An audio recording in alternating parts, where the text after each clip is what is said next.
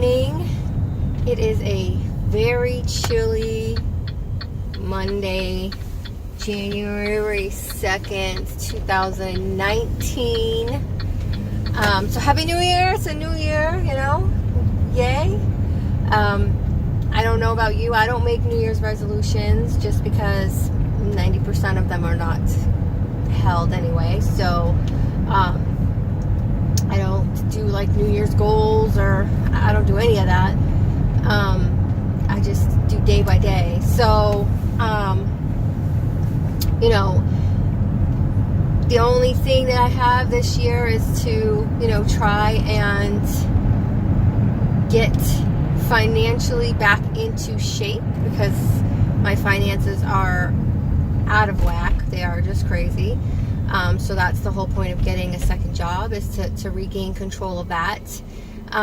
It's only a temporary, you know, thing, so I'm okay with it. It's not something that I plan on doing for the rest of my life, but you know, for a little bit. There's my driver. For a little bit, you know, trying to get things back in order, and you know, that's my number one goal for the year and my number one focus, and I'm on a good track with that. I've already got an interview scheduled for today, and then I have to call another place and schedule an interview for another place. So that's always, you know, I'm on the right track for that. So let's see. Surgery. So I am feeling 100% other than being tired. I was, New Year's Eve did not even stay up till 9 o'clock. I think I was out by 8. I was so tired, and you know, I've been experiencing that quite a bit lately, and I've talked about it before. It's the lack of iron, and I'm sure it's the lack of vitamin D that is also making that happen. So oh, I forgot to take my multivitamin this morning. So just trying to find ways to increase that. So, you know, I don't know. I haven't kept track of the iron intake for the day, but I have pretty much reached the 60 gram goal for protein every day. And then some, gone above and beyond. There was one day where it was 93 grams. So I knew once I started having nutrition, I would not have a problem. You know, real nutrition, things with substance in it, with vitamins and, you know, nutrients in it. Not that bullshit that they want you to eat of cream of soup and broth and no nutritional value whatsoever. No vitamins, no nothing. I knew once I started eating real food, it would come around. So I've been making better choices, you know, which is great. You know, I've been eating the cream of wheat. I've been eating the oatmeal. I had an egg in an avocado with cheese yesterday. Today I have a green smoothie, and it's 358 calories, and it tastes wonderful. It's 29 grams of protein, 16 grams of sugar, and 7 grams of fat, and 19 carbs, I think. Now, it's because I put the Carnation Instant Breakfast in there to make it taste better. But what's in it is spinach, kale, and it's just 2 handfuls of spinach and kale, a half a packet of oatmeal, of regular, organic, instant oatmeal, strawberry Carnation Instant Breakfast, 2 cups of almond milk, and I'd probably say about, you know, 4 tablespoons of creamer. And I put the creamer in there to give it an extra sweetness, but it's a sugar-free creamer, so it's not like it's full fat creamer. I think that creamer has 2 carbs total, but no sugar, no calories, or maybe 20 calories or something like that. But no, it's not even that. I don't know. But it's so the total amount was 358 calories, 29 grams of protein, 7 grams of fat, and 16 grams of sugars, and 19 grams of carbs.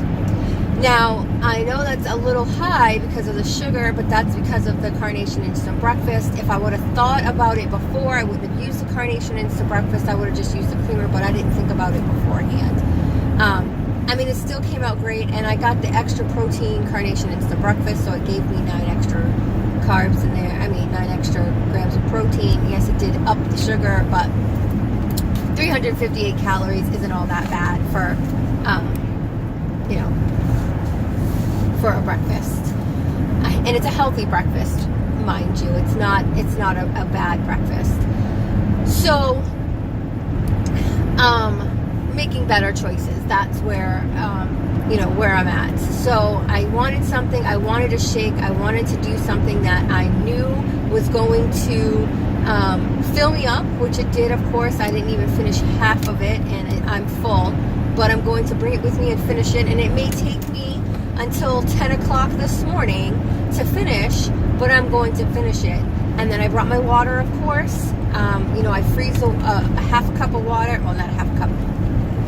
It's more like 12 ounces of water overnight. And then in the morning, I get my bottle of water, and I put 2 squirts of stevia vanilla cream in it.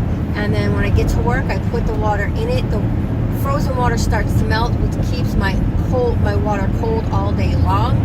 And it dilutes the sweetness of the stevia, so that way it's actually like 1 squirt in a bottle, because now I have 24 ounces in my cup instead of just the 16.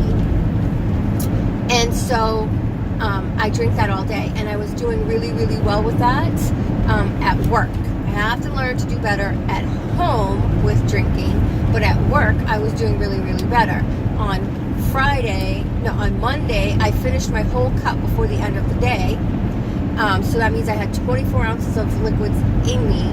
And then I had already started, before I left, a new cup. And so I think I got 8 ounces out of that before I left work. So now the goal today is to finish again, even though I have the protein shake and it's going to take up some time. It's okay. My goal is to still finish my protein shake, which I'm not counting as liquids, even though I know it does count. I'm not counting it as a liquid. And then my goal is to get that 24 ounces of water in, and before I leave, refill my cup, which it's not frozen at that point, obviously, but refill my cup with water. And are you kidding me? It's like 50 miles an hour, and we're doing 40. Let's go. And so that's my goal. That's my goal today. I do have an interview tonight at 6:30, so pray that I get it, because I'm praying that I get the job. God, person.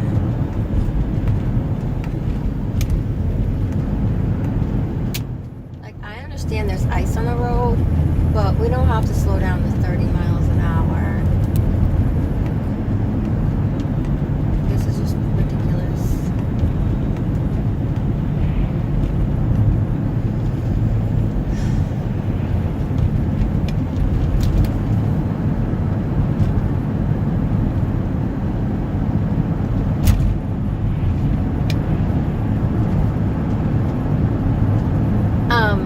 Sorry. So that's my goal for today. Now for lunch, I brought a half a packet of tuna, which I don't know if I'm going to even like, because I'm not a big fan of tuna fish, but I figured I would try it. 5 crackers and string cheese. and I don't remember what the calories were on that, but it's low. But I know that's going to fill me, so that's the point. Just in case I didn't bring, and just in case I don't like the tuna fish, I did bring pudding, Jello, so that way I have something to eat just in case I don't like the tuna fish. But I'm going to give it a try. You know, I don't know if I'm going to like it unless I try it. And I have a bunch of the different flavors of the packet tuna fish. I think today is garlic and herb tuna fish. And so we'll see how that goes. Tomorrow I have canned chicken breast with some avocado mixed in with it and crackers. And then Friday I have again tuna fish and crackers with cheese. So we'll see how this works out. Worst case scenario, I don't like the tuna fish and I have to find something else. But I did buy small containers so that way I have it split up, and it's the perfect size for me. I had one container before and I used it the other day with my turkey and my cheese, and it worked out perfect. It was a perfect size. It was a little too much, but because I didn't finish all of the turkey, I had half of one piece and a cheese stick, and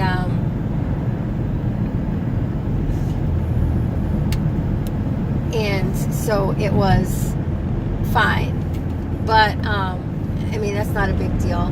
So today, you know, it's a half a packet of the tuna fish with 5 crackers and mozzarella cheese. So we'll see how that goes over this afternoon. I am already full. I am already full for my shake because it is stuff that's in there that's filling, and that's the whole point. But I am going to make sure that I drink the whole entire thing, even if I have to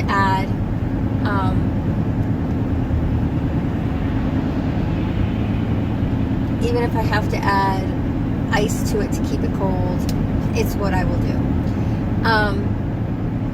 I did some exercising yesterday. I did 20 minutes of kickboxing video, which was great. It had my heart pumping. I also shoveled some snow. So I burned about 300 calories yesterday, just with those two actions. I wanted to do the kickboxing class this morning, and I totally forgot about it because I got wrapped up in how yummy the shake was, that I was trying to drink it and consume as much as I possibly can. And then when I was like, oh, the video, it was like, oh, it's 6:45, I can't do the video. So I will do the video tomorrow when I get back after dropping my husband off at work. I'll do the video tomorrow. What else?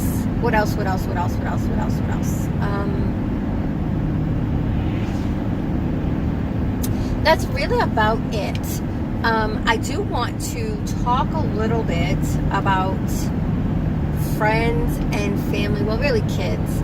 So I had a friend, a person on Facebook post that, you know, kids nowadays don't appreciate or don't want to work hard, and how they just give up because, you know, constantly trying to get their kids to listen to them is like useless. And so part of me can relate to that. You know, I really struggle with the expectations, and I've talked about this in prior videos, the expectations that I had for my children, and, you know, how I wanted them to be better than me and greater than me and not make the same mistakes, and you know, which is what every parent wants, regardless of economic status. Every parent wants their child to be better than them and not make the same mistakes and listen to them.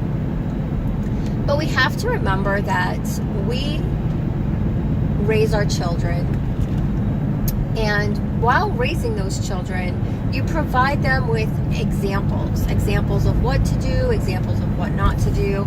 Either it's by your own actions as an example, or others that you introduce them to in their life. And so you basically, I remember being told one time when I was stressing when my kids were younger and not listening to me, basically you provide your children with the tools to succeed in life. Most parents do this. I mean, of course you have those parents who don't do very good. But in general, parents provide their children with tools to be successful in life. And then you instill in them, as they're growing up, morals and what's the other word I'm looking for? Morals and, well, we'll just go with morals, because there's another word I'm looking for, but I can't remember. So you instill morals in them. And so with those tools and those morals, you expect your children to go into the world and utilize them. Now, they're not you, so they're not going to utilize those tools the same way you would. The only thing you can do is know what you've provided to your child and hope and pray that they use them properly, or they use them at all, and you go from there. You can't force them to do it your way, because they A, are adults, and B, they're their own person. So they're taking what you taught them and they're owning it and making it their own and doing things with it. You have to trust that your parenting is going to allow them to be successful. Now, if they fail, it doesn't mean that you were a failure as a parent. It just means that they failed, that they didn't utilize the tools or the lessons that you taught them over their life, and they had to learn this life lesson on their own.